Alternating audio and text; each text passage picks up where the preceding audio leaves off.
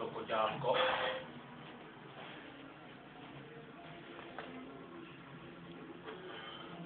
To je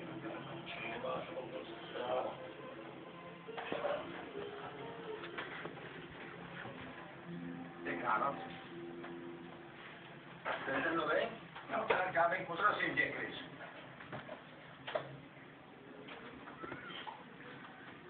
Není moc dobrý.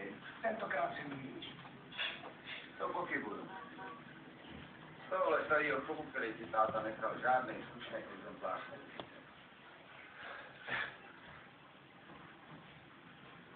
Kdy už se najdeš práci? Chci se vrátit do školy. Garcia. Zase? Který barák? Zavolej lidi, ať po odstraní. Co ten misera čoupa ti mě pořád má?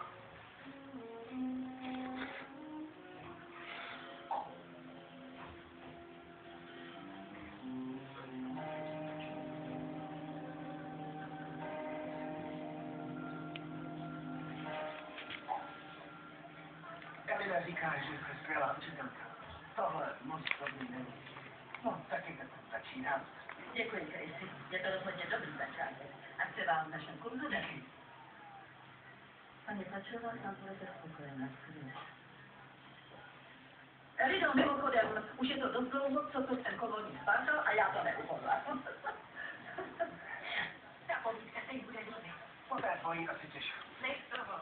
Tak a dnes odpoledne se budeme věnovat charakterizaci postav. Na jejich vystižení totiž závisí úspěch každého literárního díla. Čím budou čtější a přesněji vyjádřit své pocity, tím lepší bude váš literární projekt. A nejlepší způsob, jak docílit, aby byly vaše postavy přesvědčivé, je vycházet z vlastních pocitů.